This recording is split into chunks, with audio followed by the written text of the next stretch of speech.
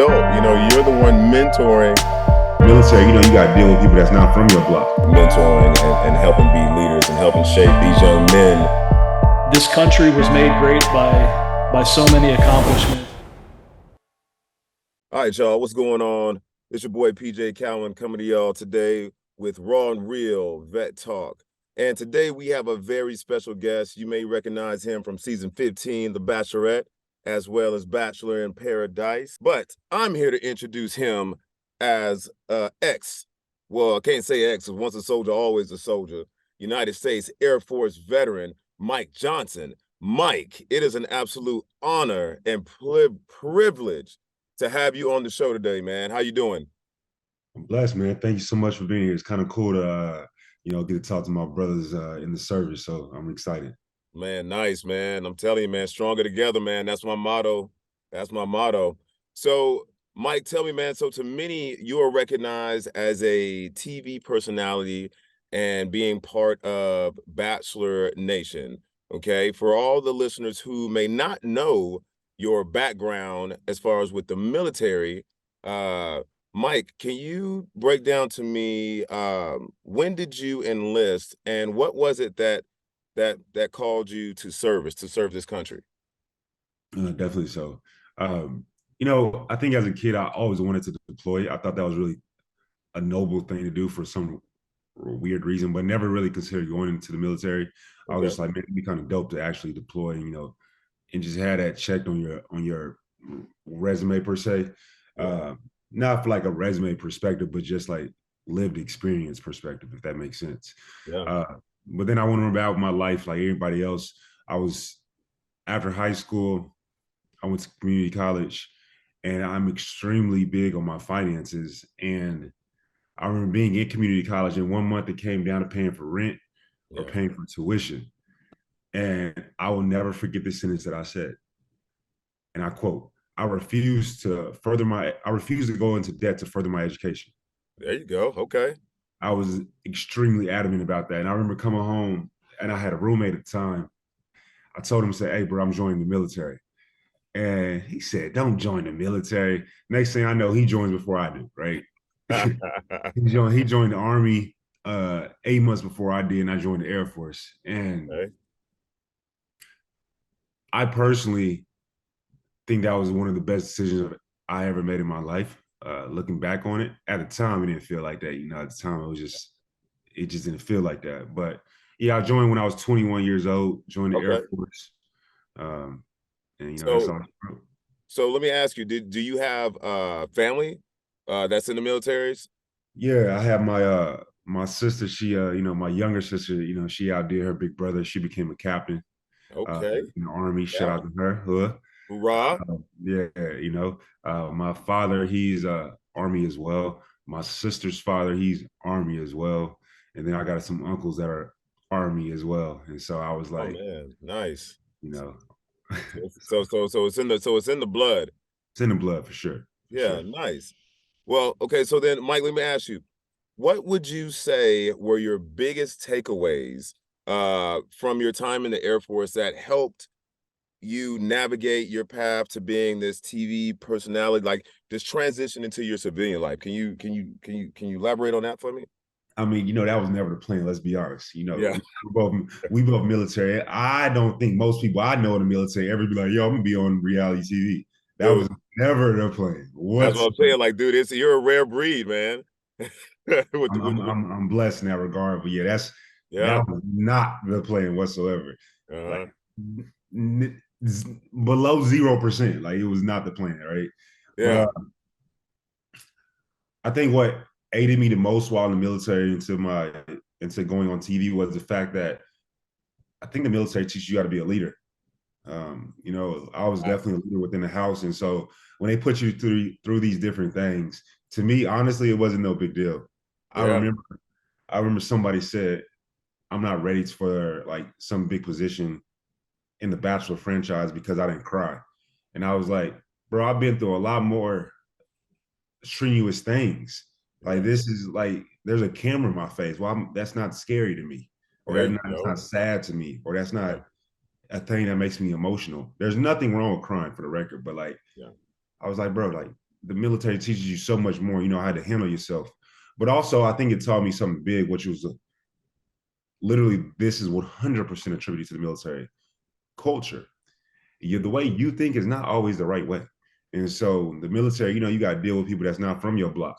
You got Yeah. to deal with people that are from different areas and parts of the world and think completely different than you do, but they Yep. still your brother. Like they got to have your six, you know. And so, Man, Mike, that's man, you hit the nail on the coffin right there with that. That's facts. I preach it all the time, man. Stronger together. I mean, you got I don't know. Have you been deployed, Mike? I have Nice. What years did you deploy? uh, 12, 13. 12, 13. And Yeah. again, man, I'm gonna say once again from veteran to veteran, man, thank you for your service, but then your sacrifice. Man, you know, it's a mindset and it's a special breed to do what we do. You know what I mean? And what our brothers and sisters do out there, because just like you said, uh, uh we come into the civilian world, man, you're ready and prepared and it gears you and Mm. ready for all the challenges that are out here because all the stuff that we go through. You know what I mean? Like people might see it on the TV, the series and the movies, but you know, you've lived it. You've Yeah, done it. when you lived it, lived experience is better than a book experience. There it is. Facts. Facts. So, Mike, let me ask you, okay, so you are a mentor for Big Brother and Sisters of America. Yeah, Uh, is that right? big brothers, big sisters. Yes, sir. Okay. So let me ask you, right now it's a thing of why do you think it's such a challenge for them? They're looking for a lot of people of men and men of color. Is, Yeah, is is that a true deal, true statement right now? very, very, very true. I'm glad Okay. you brought that up. The big brothers, big sisters, um, they do need men. They do need men of color, and it's because they try to match. I mean, think about it. If you had a child that was in the program, normally it's like a single mom. She wants her black or brown child to be with a black or brown man. You know, if Yeah. it's a boy, for example, she Okay. absolutely will let a white guy. You know, there's nothing wrong with white guys; they can do the job just as good. But it's a different lived experience. You know, Yeah. I mean, Yeah. I had my mentee. I mean, we just talked about Tyree Nichols, right? Yeah. That's what me and my mentee talk about. We just talk about all the stuff that happened prior to that. And so Yeah. these things would play a long way for a young black boy or a young Latino boy or a boy of color if he had a man that has the same lived experiences. And unfortunately, um, we don't have enough men of color in the Hmm. program. But fortunately, we have awesome kids that will grow up and be wonderful products of society. And we just got a lot of women that be doing the job, man. They be holding it down. But Mike, why do you feel that? Why do you feel that is? You know, I mean, like you're a man of color and a mentor. What do you think the issue is as far as with them recruiting or more men stepping up to the plate and Yeah. and stepping in? I mean, from a 30,000 square foot view, a lot of us are in prison, right? Or in jail. And so Yeah, that's just the truth. I hate to be morbid, but that's just the truth. man, And facts is facts. Let's keep it real and raw. that's just the fact of the matter, right? It's not, I mean, well, first off, black individually only take up 12% of America, Okay. you know, Yeah. and then we could break it down from there. Out of that 12%, a lot of us are, you know, in prison. I mean, so I could break it down from that aspect. But the other aspect is, I think a lot of people just have a misconception. Yeah. Like a lot of people are like, man, look, I ain't, you know, I don't know what to do with this kid, Yeah. right? And hell, the kid don't know what to do with you. You want to be honest, you know? I mean, it's facts. And then at the end of the day, you're the adult. You know, you're the one mentoring this kid. Correct. You Correct. know, y'all both are in a learning process, but you know, the men have to lead. You know, Correct. Correct. Correct. I think it's really dope. I mean, I've been a mentor for some time. I've had two mentees since I've been in the program. My mentee now, he's 16. Mhm. About to be 16 in April. So, you know, he in that stage, but I think it's a great thing. It helps us all to learn. Yeah. It helped me because I don't have no children. So it helped me to learn how to discipline without Yes. like, you know, doing something like if I had a homeboy that was my age discipline, right? That would be a Yeah. different type of discipline, you know. I say it like that. So I've had to learn how to utilize my brain and my words are very careful and I think it's a great thing. Help me be a better man. Nice, man. Well, that's an awesome thing, and I love to see and love to hear veterans that they come out, they're doing things like that, mentoring and helping be leaders and helping shape these young men to become leaders, because you that is something we're missing and we need a lot more of. So I appreciate that. Now, thank you. That goes back to the military, to be honest. That's one of our core values in the Air Force, service before self. There And we so go. literally can't lie to you. I got out the military in December, moved from England to Texas and San Antonio. A lot of military people go to San Antonio. Uh-huh. And I I mean, this was a minute ago. I think in that first quarter, I was signed up with a mentee. Okay. So it's just, I mean, at the end of the day, I went to a funeral yesterday, right? So at the end of the day, I was talking to one of my aunts. She was like, which we've all heard what I'm about to say. You Mhm. can't say there's no U-Haul behind the hearse. Yeah. Right? And so like the only Take it thing with you. can't take nothing with you except for the memories that people have in their hearts about you. And so I just think Boom. it's a good thing. Boom. Man, speaking of that, okay, so let's dive into this. Let me ask you this then, right? So you're a mentor now. So you being your mentor, if you look back at your 18-year-old self, right? You look back at your 18-year-old self and you can give yourself one piece of advice based on the journey that you've been through in life so far. What would you say to yourself? Um, if you have a goal, if you have that goal and you put immense amount of tenacity and work behind it, and you don't stop and you don't become a victim of your circumstances or the things that take place against you, the universe will listen, get the hell out the way, and allow you to achieve. Woo, let's go. Yeah. Let's go. So, Okay. I yeah. like that, man. I My like. bad. I don't know why I feel Woo. good. I mean, listen, if that's what you telling yourself, that's what's up. Like, let's Yeah, go. it'll work. For Let sure. let's go. So let's dive in deeper into you. Okay. So let's talk about falling scene. Feeling seen. Feeling seen. Okay. Let's talk about feeling seen. Uh, can you let me and the audience know what is feeling seen? Yeah, feeling seen is I'm a founder of my first business, Feeling Seen. It is a newsletter, starting off as a newsletter. It's all about, embracing the feeling of being seen. It's all about Okay. sexual wellness and intimacy.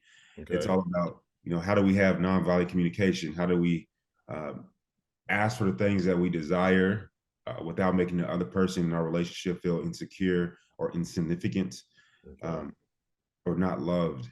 It's about I'm just teaching people all things sexual wellness and Yeah. intimacy within Feeling Seen. And I have my team consists of mental health therapists for over 20 years, board certified sexologist, licensed therapist as well. And so, this is a whole conglomerate. We're coming together and we're just giving away amazing, necessary, free advice. So let me ask you, with that feeling seen, so are you a person you believe like in there's energy is real? Uh Absolutely. yeah. Yeah, absolutely. I will argue somebody against that.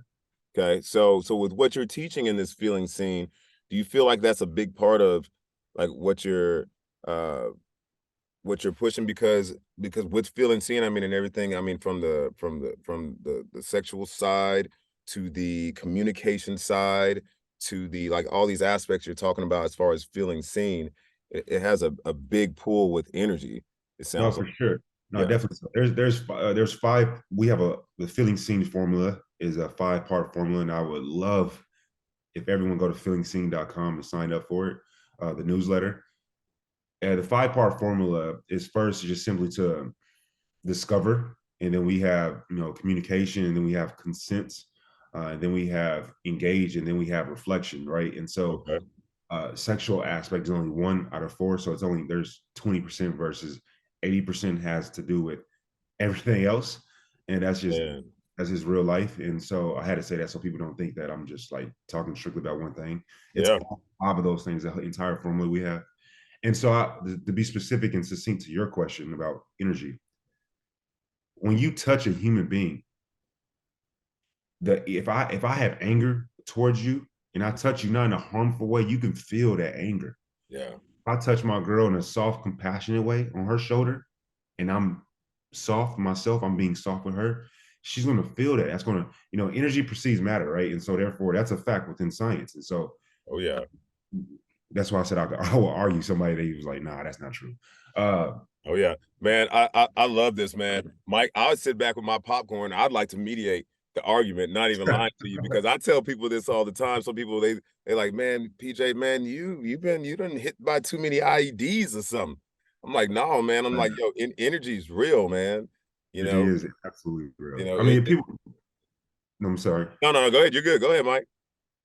I just energy is real. I mean, it's the fact that when we think about people that are on that are dying or that are in comas, right? For example, at times, not all the time, but if you were to play their favorite song, or if you were to just be sweet and considering around them, if you were to just hold their hand, these things are all real things. Like literally, energy. I'm smiling because it's so. For anyone that doesn't believe in that, is they themselves have had energy that has blessed them in a positive way. When they were a baby, when they had when they were, flesh on their mom's, breast, flesh to flesh, like that is energy being transpired.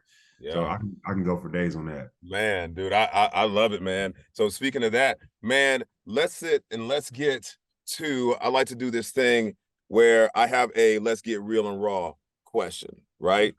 Mm. So I'm gonna get real and raw, and I love that you're a fellow vet, because I've been loving to get veterans' point of view on a lot of things that are going on. Okay. So I want to get real and raw with you and ask you a real and raw question.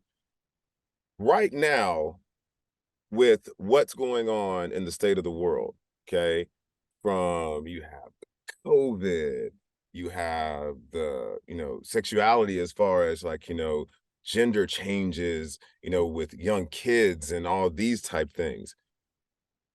War is getting ready to pick back up, okay? From a veteran's point of view, do you think a lot of this stuff is narrative propaganda? Um, there's a certain agenda behind what's going on. Uh, what do you think as a vet, because you served this country, you know what I mean? And so like you rose your hand and said, hey, I'm going to defend these things. Like, what is it that you defend? What do you feel? Hey, let's get wrong real. I am extremely honest. In the integrity first, right? But Yes. uh, now, with that being said, I do feel as someone that I got out the military, became a financial advisor. Mhm. Um, and I've studied, wars and things. There is an argument to be had that someone would say wars make a lot of money, Oh, and so man. as just you said wrong real, Ron Real, they make a lot of money. and they make a lot of money, and so that's the unfortunate part, right? And that's what people don't get. Like, Yeah. make a lot of money. And like, let's talk about that part. Okay. So let's look at it. Let's look at the past 8 years of what we've had go on, right? Man, I'm not a Republican. I'm not a Democrat. I'm a person. I just like honesty and truth. Okay. Right is right and wrong is wrong at the end of the day. Man, we went from when Trump was in office, we had no wars. There wasn't one war. You had all these peace treaties signed, like all these things are facts. Okay. To right back into here it is, like we're on the brink of World War III right now. You know what I mean? Like we sat and we left over $1 billion worth of equipment in Afghanistan. We've sent over one something $billion worth of funding to Ukraine and weapons. And we are back on the brink of war. Man, for me, real and raw, I feel like it's a lot of like money being passed around, but it's not to the people. Okay. Oh, no. Yeah, of course not. It's not to the vets, it's not to us here, it ain't helping no one here, but it is helping someone, but it's only a select few of higher power people, you know, and it's mind-boggling to me how people aren't more aware and paying attention to what's really going on. I feel like, there's just been a brainwashed this generation with the TVs, the social media. Because Mike, how old are you, Mike? I'm 35. See, 35. Mike, man, I tell my kids, I'm like, yo, I had a beeper. Okay. Like, like if I wanted to call my mom, she's paging me like, yo, 911. Yo, I gotta go to the payphone. You know what I'm saying? Like now my kids got iPhone 13s, 14s. Like everything is open to them and it's real and raw out there. You know what I mean? But there's like these false narratives I feel are being put into play. I was just having this conversation yesterday about false narratives, and it's unfortunately only going to get worse because of the evolution of things like Chat GPT, right, and AI, and how we can. This information is so vast and spread so quickly. It's only going to get worse. We have to figure out some kind of way to stop this. I literally just yesterday was having this conversation saying when I travel, do little different things that I do or whatever for businesses within the U.S. Yeah. During the time of it was during the presidential heightening time when it's election time, there you go, election season. Yeah. Different parts of the US are completely different, right? Fair enough. But the crazy part is, step one is when you step out and observe. That's the first part of nonviolent communications, ironically enough. But when you observe and don't allow your feelings and your emotion to control you first, but when you just simply observe, you start to realize something really scary. uh we're given different information. Like if you Google something that I will Google, what state are you in? I'm in Atlanta. A-Town, Georgia. I was there earlier today, actually. uh Nice. yeah, like literally, it's kind of Man, crazy. next time you come through, man, let me know. We'll Yeah. definitely do that. I'm in Georgia a lot. Yeah. But so if you're in Georgia and I'm in Texas, we would probably have the same information. But someone, let's say in Wyoming and someone in Maine or versus a Texas or a Georgia, literally we could Google something and the different information will pop up. Like how mind-boggling is that? You can't even at a certain degree. Now, I will always have something to say with someone that's being disrespectful to human beings. Yeah. But when it comes to like your information that you're spreading, that part is becoming harder to distinguish what we're receiving is true or not true. Yes. So But that part is crazy. so Mike, with that, right? So there's a way, I mean, agree or disagree. Is there not a way to find the facts on things? Like, is this not simple? Yeah, there is definitely a way, for sure. So then why do you think, I call it being, in my opinion, I feel like it's been a weapon that's been activated a long time ago, like this mind control. Because at the end of the day, facts are facts, right? Facts are facts, but it seems like propaganda and narrative, like you're talking about, like it is outweighing facts by so much, and it's only getting worse, you know? And yeah, like Definitely. I mean, what is there to do? What can happen? How is it someone fights back? I mean, I mean, how do you weaponize yourself against, an enemy like this? Well, I go back to what Denzel Washington said, and I quote, if you don't read the news, you're uninformed. If you do read the news, you're misinformed. And like just with that in and of itself is just I think that when we watch, for example, you said you're not a Republican or a Democrat. You said you're someone that wants to hear the truth and wants to respect all. And Yeah. so even someone, my stepmom, all that lady do is watch the news, right? Like literally so annoying. But like she could be watching the news. That's a credible source. You would at least hope that's a credible source. Someone else watches, let's say it's Fox News versus CNN, for example. I Yeah. don't know if they right wing or left wing, I don't know. Yeah. But let's say it's CNN. They could be given literally different information, but it's just as a public representation of something that we're supposed to trust in, right? And so Yeah. I think that's the reason, because we can find the truth, but let's be honest now. With all these little square and rectangle devices that we have, how many of us are researching the information versus, hey, I was just scrolling on IG and they was talking about this. Did you see this? Let me show you this video. Exactly. And I think that's we're not, like back in college, if you were doing research on this stuff, you would be able to find information, but no one's taking that much time, myself included, to be honest, and so Yeah. I think that's the issue right there. So basically, man, folks got to get back to the basics. You know what I mean? Just Yeah, researching, truly. you know what I mean? Reading, finding the answers themselves, and not just listening to words of mouth. I mean, you could think about, like, for example, Jeff Bezos and I'm not even coming at him. He owns Wall Street, right? Wall Street paper, Wall Street News, or whatever, Mhm. which truly translate to he can say whatever the hell he wants to say. Like, he owns a huge publication, like Because it's huge. his.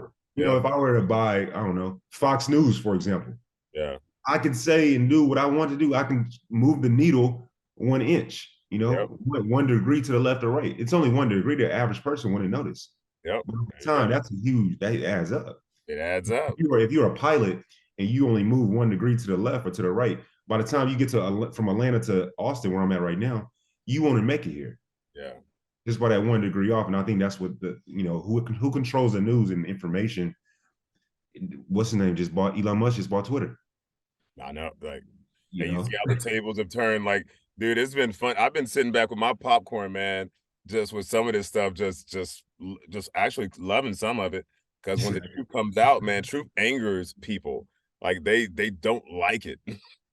truth does not. Yeah, I would agree with that for Yep. sure. Truth hurts, man, but it's much needed, man. We need more real and raw in this world today. That's a fact, man. So, Mike, man, can you tell us, man, tell the people where they can find you, if someone wanted to reach out, see what you're doing, what you got going on, how can we follow you and see what's up, man? Yeah, I would definitely say if everyone, please, I would really appreciate it. Go to feelingseen.com. That's FeelingSeen, feelingseen.com. Sign up, it's free. I'm pretty sure you'll like the information that you get. Ask us a question. Literally, the questions are being answered by board certified sexologists, uh, licensed mental health therapists, people in the space. I have choppers that work with Feeling Seen. And so you will get the right information. The facts, like we were just talking about, will be given to you properly. And people ask all kind of questions. I get questions from, I'm so serious. My friend asked, her husband asked if it was okay if she pegged him, right? Questions like that, all the way to questions like, how do I have a conversation about, to my child about what sex is? The birds and the birds, or birds and the bees, and the bees and the bees, because everything's a little bit different nowadays. Crazy. Yeah. To questions like, my husband hasn't given me an orgasm in 5 years. How do I convey that to him without, making him feel insecure? So we literally get the whole gamut of questions. So people sign up for feelingseen.com. It's free. It's great. It's the resource for you. Or you can just follow me on IG, Mike_Johnson. Man, there it is, people. Man, please, y'all go and show my fellow vet some love. Mike Johnson, not only show him love, go follow him at Feeling Seen. Please, I'm loving everything he's saying with that. I just went and followed him. Please go follow him. I'm looking for everything he's having to come out. Very thankful that I got Mike to come on the show and to get real and raw with me today. Man, I hope I'm able to get you back on and here maybe in a couple months and see how everything's going. We're going great, man. That's the goal. That's what we hope. But also, I love seeing my fellow veterans like yourself doing great things too. So, salute to you. Congrats to you and what you have going as well. So I want to see how you continue to rise up in this civilian sector. Man, I appreciate it, Mike. And I sure appreciate you for being, hey, ladies and gentlemen, if y'all didn't know, Mike is the first guest that is on the show. So love that I was able to show some love to a vet. Love that I got love from a vet back. And man, be looking out, real and raw. We just getting started, man. Awesome. Definitely so. Thank you so much for being here. All right, thanks, Mike. I appreciate you, man.